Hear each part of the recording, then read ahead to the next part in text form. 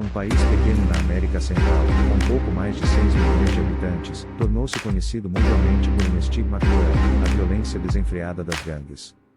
Durante anos, estatísticas macabras colocavam a nação no topo dos rankings de homicídio. Em 2015, El Salvador chegou a ultrapassar 100 assassinatos por 100 mil habitantes, um índice que transformava, na prática, na capital mundial do homicídio.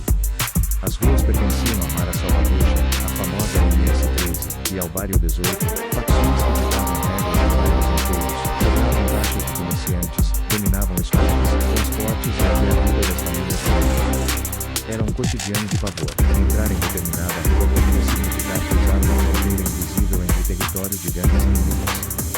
Recusar-se a pagar extorsão era uma sentença de morte. Policiais eram alvos frequentes, jornalistas viviam sob ameaças, e milhares de salvadoreños fugiam, migrando para os Estados Unidos em busca de sobrevivência.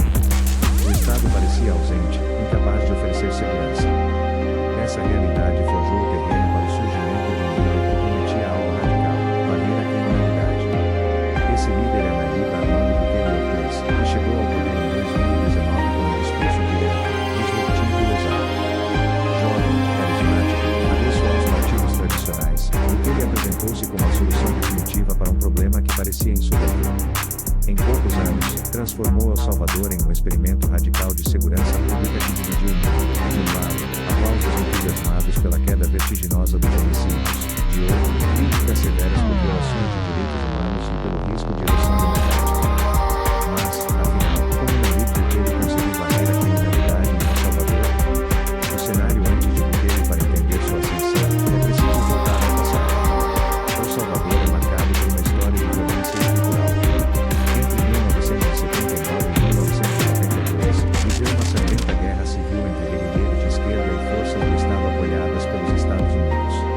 O conflito deixou cerca de 75 mil mortos, desaparecidos e um país traumatizado. Quando os acordos de paz foram assinados em 1992, esperava-se uma nova era de estabilidade. Mas a transição para a paz abriu espaço para outra forma de violência: o fortalecimento das maras. As maras surgiram entre comunidades de imigrantes salvadoreños de Los Angeles, nos anos 1980.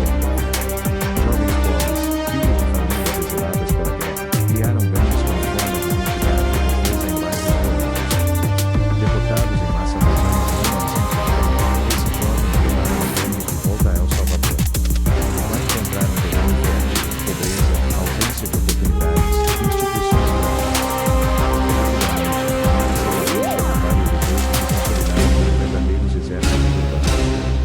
Nos anos 2000, diferentes governos tentaram estratégias de mano dura, políticas de repressão com prisões em massa.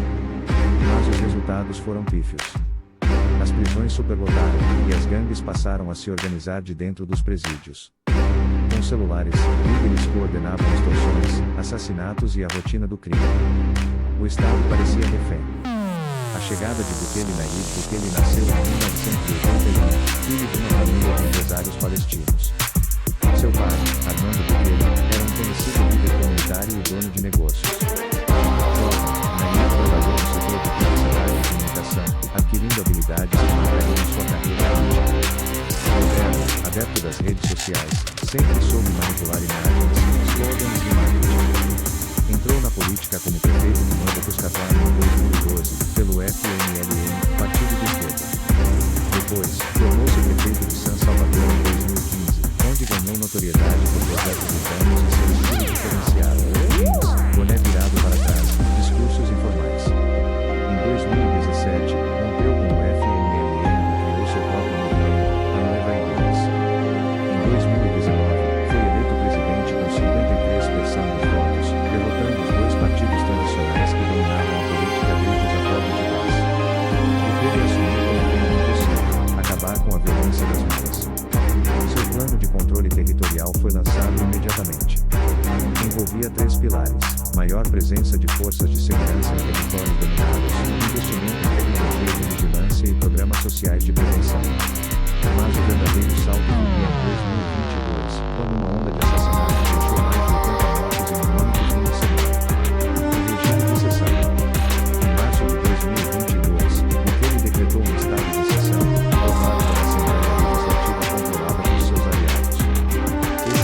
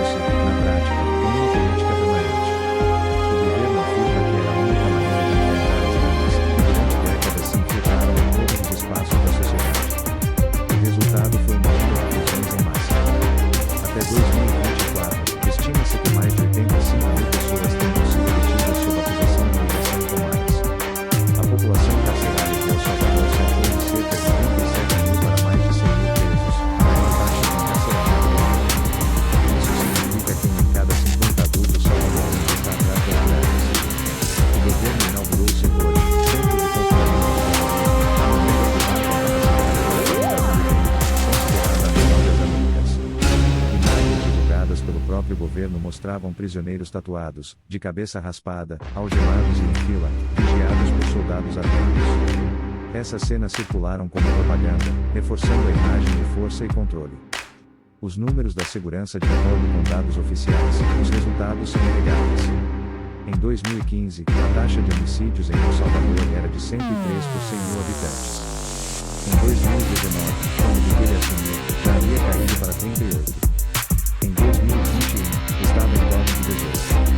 Em 2022, mesmo com o anúncio do regime de exceção, foi registrada uma queda drástica. Em 2023, o país registrou apenas 214 homicídios, uma taxa de cerca de 3,5 por 100 mil habitantes. Em 2024, foram reportados apenas 114 homicídios, o menor número da história, o que equivale a uma taxa de 1,9 por 100 mil habitantes, semelhante a países europeus. Bukele não hesita em celebrar, declara que El Salvador passou do país mais perigoso do mundo para o mais seguro da América Latina. Popularidade e propaganda. Enquanto defensores de direitos humanos protestam, a população salvadorenha, em sua maioria, apoia. Pesquisas indicam que Bukele mantém entre 80% e 90% de aprovação. Para famílias que viviam seu terror cotidiano, a diferença é palpável. Já não precisam pagar extorsão para manter pupusas, já não temem que filhos sejam derrotados à força. Bukele domina a narrativa. Ele utiliza suas redes sociais para divulgar vídeos de operações policiais, imagens de prisioneiros, comparações de dados. Seu estilo direto, com linguagem de homem comum, contrasta com o formalismo dos políticos tradicionais. Ele se apresenta como um líder que não tem medo de enfrentar terroristas. As críticas e controvérsias, mas o preço da segurança é alto. Organizações como o Human Rights Watch e a Anistia Internacional denunciam abusos, prisões arbitrárias, torturas, mortes em custódia, falta de acesso a advogados, desaparecimentos. Muitas pessoas foram detidas apenas por morar em bairros controlados por gangues ou por ter tatuagens. Crianças e idosos estariam entre os presos. A ONU já pediu explicações, e os EUA demonstraram preocupação com os direitos humanos. Mesmo assim, muitos governos e líderes de direita do mundo olham para Bukele com admiração, considerando um modelo. Outro ponto é o futuro. A política de encarceramento massivo é sustentável? Prender dezenas de milhares de pessoas indefinidamente gera custos enormes, além de risco de revolta dentro das prisões. Há ainda o impacto democrático. Bukele enfraqueceu instituições, instituiu juízes da Suprema Corte, substituiu procuradores e concentrou poder. Sua reeleição em 2024, com mais de 85% dos votos, foi possível apenas após uma interpretação da violência da Constituição. O espelho latino-americano para vizinhos, a experiência salvadorenha gera fascínio e temor. Políticos no Equador, Honduras, Guatemala e até Brasil já citaram Bukele como exemplo. Mas críticos lembram que contextos são diferentes. El Salvador é pequeno, geograficamente compacto e altamente militarizado. Replicar o modelo em países maiores pode ser impossível. A dúvida final na vida Bukele conseguiu o que parecia impossível: reduzir drasticamente os homicídios em um dos países mais violentos do mundo. Transformou a realidade das ruas, ganhou popularidade avassaladora e projetou-se como líder global de uma nova direita autoritária. Mas a pergunta permanece: a que custo? Se a segurança veio com a perda de liberdades fundamentais, será que é uma vitória completa? El Salvador é hoje um país seguro, mas também um país em que milhares de famílias perderam seus entes para um sistema judicial enfraquecido. No fim, o modelo Bukele é um espelho. Para alguns, mostra o caminho da ordem.